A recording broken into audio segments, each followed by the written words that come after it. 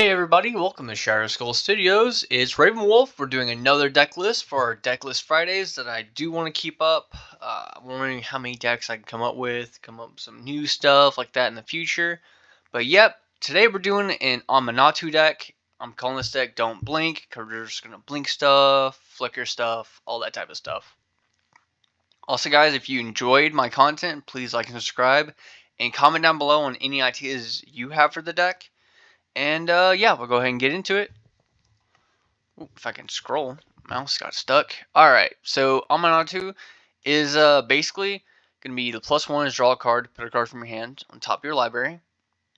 The -1 is what we're going to focus on, is the exile another target permanent you control, or you own, sorry, return to the battlefield under your control. Then we have choose left or right. Each player gains control of all non-land permanents other than Aminatou, the Fate Shifter, controlled by the player next in the chosen direction.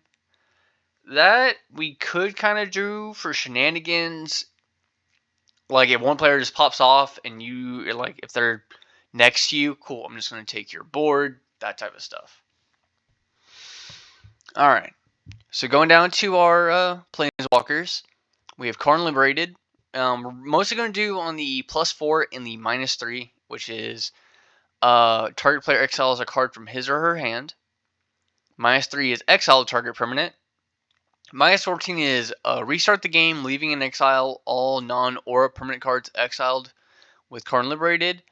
Then put those cards onto the battlefield under your control. Which is, if it ever gets like that, I don't think it ever will. We have Karn Liberated. This will slow down our opponents by stopping their artifacts from being activated. We can turn one of our artifacts into creatures if we need it to. You may choose an artifact card you own from outside the game or in exile, reveal that card and put it to your hand. So if our opponent exiles any of our artifacts, we can basically get them back. We have a Narset, Porter of Veils. This is to slow our opponent's card draw. And the -2 is that we can dig for a non-creature, non-land card. Put it into our hand, and then we put the rest on the bottom. We have Savitri. It's kind of stacks.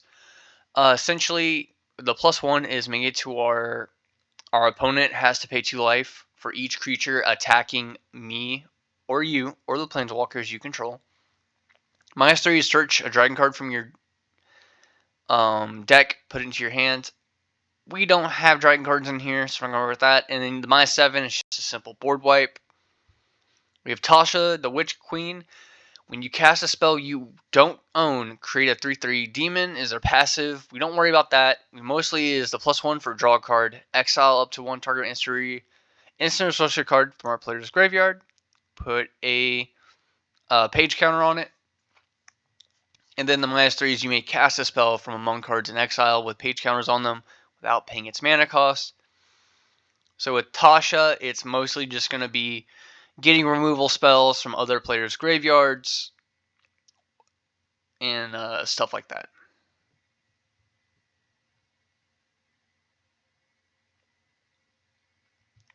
Yeah, this doesn't say. The -3 is weird because it doesn't say until end of turn or anything. I think it's like a Tali where you cast it as soon as the -3 resolves. Then we have Vraska, Betrayal Sting. Let's switch this printing. I have the anime one, so we'll go ahead and use that. Yeah, and I have an anime one, so the it has a completed mechanic, but we mostly do the 0 draw a card, lose a life, proliferate. The -2 is target creature becomes a treasure. It's basically a removal for our opponent. And the -9, if a player has fewer than 9 poison counters, put a poison counter equal to the difference. So basically we put all our opponents up to 9 poison. Mostly though, it's just the 0 draw card proliferate. Alright, so now we're going to go to our creatures. We have Aerial Extortionist. When enters the battlefield or deals combat damage to a player, exile up to 1 target non-land permanent for as long as the card remains exiled. Its owner may cast it. When another player casts a spell from anywhere other than their hand, draw a card. Basically, if our opponents like doing stuff with Urza, cast stuff from exile, casting things from graveyards, casting their commander, we get to draw a card. And he's removal. We have Aether Adept. When it enters battlefield, return target creature to its owner's hand. Very simple pseudo removal. Aether Chandler is also pseudo removal, card draw, or makes a 1/1 bird when it ETBs. Alloy Mirror is just a little mana dork that I just love. I think he's adorable.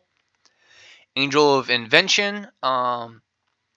Basically, with this, we can just make a bunch of servos if we need them.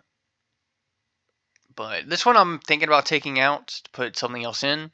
We have Angel of Serenity, which is graveyard hate and creature removal. Architect of Will.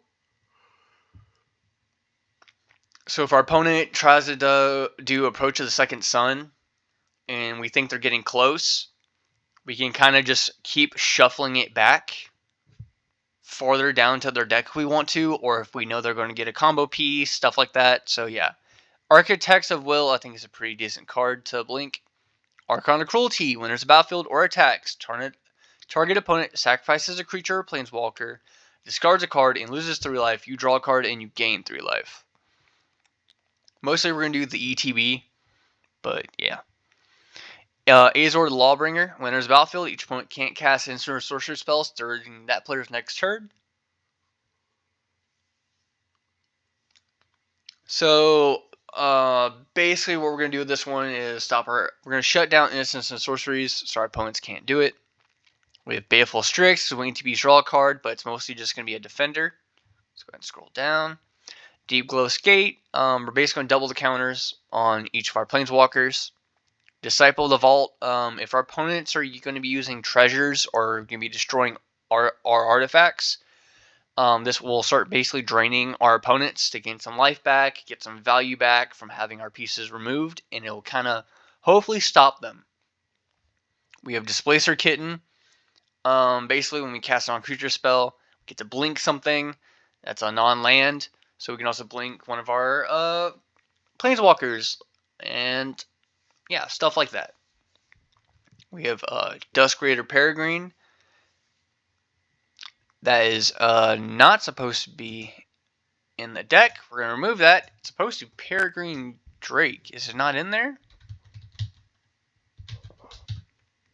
Whoops. There you go. We'll do that later. Oh, you can also do that. Eldrazi Displacer. Exile another target creature, then return to the battlefield tapped under its owner's control. It's basically just something for us to blink.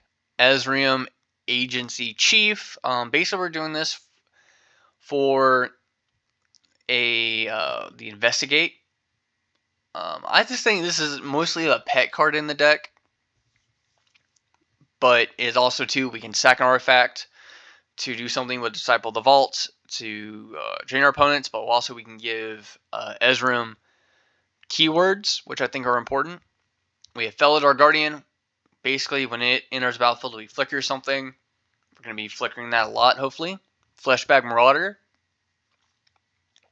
When it enters the battlefield, each player sacrifices a creature. Basically, we're going to try and board wipe. We have Gonti, Lord of Luxury. With him, we're going to basically exile cards, or we look at the top 4 cards of target opponent's library, exile one of them face down, and a random, and then put the rest in bottom in random order, so we can get some of our opponent's stuff. We have Hostage Taker. Same thing when it enters the battlefield, except this one will also get artifacts, and we can spend it to cast it. Kitesail Larcenist. With this one, we can turn our opponent's artifacts and creatures into treasures. We have Lauren of the Third Path. She is removal on ETB, and she is card draw. We have a Master Girl, which is a board wipe. Master Girl Known Killer, with hopefully is when we're blocking our opponents, or if we are trying to attack them. Basically, if we kill our opponent's stuff, we get card draw. Peregrine Drake, when ETBs, untap up to 5 lands. You could easily take out Ezreum for a Deadeye Navigator to go infinite with Peregrine Drake. We have Preston the Vanisher. Basically, we're going to start making copies of our creatures. And basically, yeah, you can sack 5 illusions, exile target non-land permanent. So he's also removal. Sakashima the Imposter.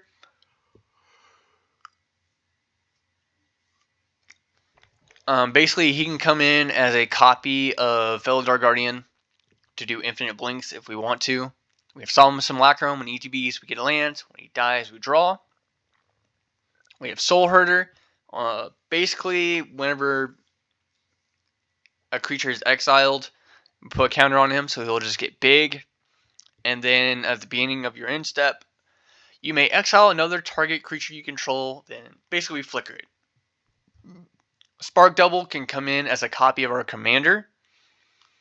And basically what that will do with Aminatou is we can basically infinitely blink our commander if we want to. And with some other stuff in the future, that's just another infinite combo. We have Sun Titan to get stuff back from the graveyard, including lands. We have Thassa Deep Dwelling to blink our stuff at our end step. We have Unscrupulous Agent. When EDB's target opponent exiles a card from their hand. Basically, yeah, if you just want to remove a piece from their hand from the game forever. Warnog Rider's Chaplain. Basically, we're hoping to get a bunch of clues and drain our opponent's life who don't want to get clues with us. For sorceries, I'm just doing Demonic Tutor and Supreme Verdict. For instance, we're doing Anguish Unmaking for removal, Cloud Shift, and Ephemerate to basically blink our stuff, and Utter End for removal. Alright, for artifacts, we have Alter the Brood to mill our opponents, Arcane Signet for Mana Rock, Basalt Monolith for a Mana Rock, Chromatic Lantern, Commander Sphere, Conjurer's Closet to blink our stuff, Fraying Line is removal, we have Gilded Lotus is a Mana Rock, Irkamoon Gauntlet is to hopefully help with us basically upping all our Planeswalkers. And we have Mana Vault as a Mana Rock, Mycosynth Lattice to go infinite with, or basically do complete shutdown with Karna Great Creator on our opponents. We have Panharmonicon to double our ETB triggers. Portal Phyrexia is to hopefully board wipe our opponents and get Graveyard Recursion. Soul Ring for Mana Rock. And the One Ring to get some protection and basically card draw. For our enchantments, we have Cunning Rhetoric to hopefully stop our opponents from attacking us. We have Decree of Silence. This is a stack piece for our opponents. Basically, whenever they cast a spell, counter that spell, put a depletion counter on it. If there are 3 or more depletion counters, sacrifice Decree of Silence. This, with Aminatou, we're going to blink it, so it's going to come back with no counters on it. We have Intruder Alarm, which is whenever another creature enters the battlefield, untap all creatures. And this with creatures don't untap during their controller's untap steps. We have Oath of Kaya. When it enters the battlefield, it deals 3 damage to any target you gain through life. And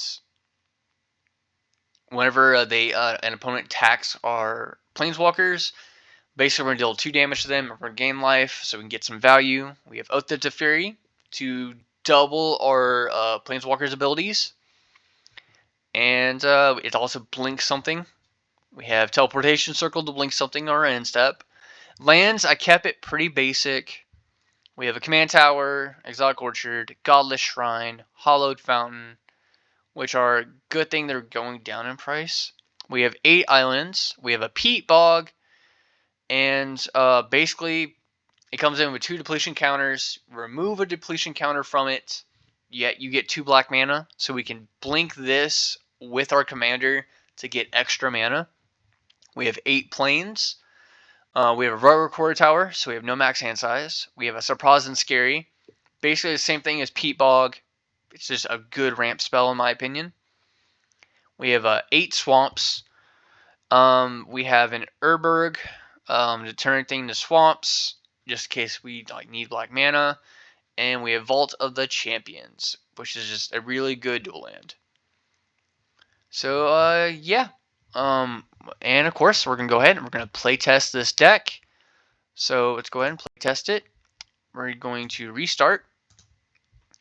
And so going ahead, we draw for turn. And we're just going to do a plains. Next turn, we have an island. Next turn, let's do a command tower. And then we're going to go ahead and cast Aminatou. Basically, we're going to go ahead, add loyalty counter. Oh, get that. Why is that there? We're going to draw a card, and we put a card back on top. What card do I not really want? I guess we'll put Angel back because we really don't need it. Next turn, we get the Angel, but it's fine because we can just do Chromatic Lantern, Plains. Then we can do the -1. We'll do Command Tower. Can I do anything with 3 mana? Yes, we can. We'll do Cunning Rhetoric. And immediately we have some sort of defense for our opponents. Next turn, we have a Swamp. I've got that much mana. Let me see. What would I want to do? We're going to tap out, and we're going to minus our commander. We're going to go ahead and do Karn. And in Karn, we're going to go ahead, add loyalty counters, 2, 3, 4. Basically get some stuff out of our opponent's hands. Obviously, our opponent's going to attack Karn to try and kill him, but oh well. We'll go to our next turn. Boom, and we can do Angel of Serenity for removal. We can do Displacer Kitten along with... Could we? Let me see, 5, 6, 7. We could not, actually. So we could probably get Displacer Kitten started. Do something with Aminatou or Karn. But yeah, let's go ahead and restart. We'll do another test. Immediately, we're going to go ahead and do Godless trying to come and play tapped. I forgot to draw for turn. Then we'll go to our turn 2. Turn 2, I'm going to go ahead and do an island, and we're going to do Unscrupulous Agent. Basically, hit something from each of our opponents. Next turn, we're going to do an island. I already played the island. Or we'll do a swamp. And with that, we're going to cast Aminatou. We're going to remove a counter. We're going to blink Unscrupulous Agent. And with that, basically each opponent will exile another card from hand. Next turn. Boom, we have an island. What would I want to do? Actually, let's not do an island yet. What we'll do first, we'll add a loyalty counter. We're going to draw a card, and we put something back. What do I want to put back here? We'll put Sun Titan back. And then what we'll do is I don't know if we should do Aether Chandler or Lauren, depending on what they have, are really good options. So yeah, I'm going to do Lauren. Hit something, hopefully. Then we'll go to our next turn. And our next turn is pretty easy, because what we're going to do is tap out. We're going to blink a land, and we're going to get Gilded Lotus. And with Gilded Lotus, we could easily tap and do an Aether Chandler, or we'll do an Aether Adept. I'm going to do an Aether Chandler. We'll say we bounce an opponent's creature. Next turn, we have so much mana. So what I would like to do is pretty much, let me see, it's 5, 8 mana. So we'll tap, we'll do Aether Adept, blink something, then we'll tap our lands, and we'll do Aerial Extortionist for removal. So yeah, this game right here, we have so many removal pieces right here. It is insane. And basically what we'll do is we'll go ahead, we'll add a loyalty counter, we'll draw a card. What do I want to put back? Put back Mycosynth, because we don't really need it in this sense right here. I'd rather have Sun Titan to get a piece back, or Solemn. Especially because Sun Titan could also get Aminatou if we need it. And yeah, so we'll go to our next turn. And now what we'll probably do is that and that. We'll get Solemn Simulacrum. We're going to view library. Get an island into play tapped. And we could easily could not do anything on this one. We could probably blink something depending on what our opponents have. We could probably blink Aerial Extortionist to make them cast a piece from their deck again. So yeah. So yeah, turn 7, guys. We have so many options to remove stuff that it really does not matter what our opponents do anymore. Though we only have one Aminatou on the table, it's fine because, like I said, we have options. We can slow our opponent down. We can start beating them down. If they don't have pieces on board, you can blink Aether Chandler, make birds. If you wanted to ramp more, you can blink Solemn. So yeah, next turn is so explosive. Cool. We have Preston. We're going to start making illusions of our stuff. Yeah, easy deck. And then going back into it, the deck list is a little expensive. It's like $576, but mostly that's with like stuff like, yeah, Preston. You could take out.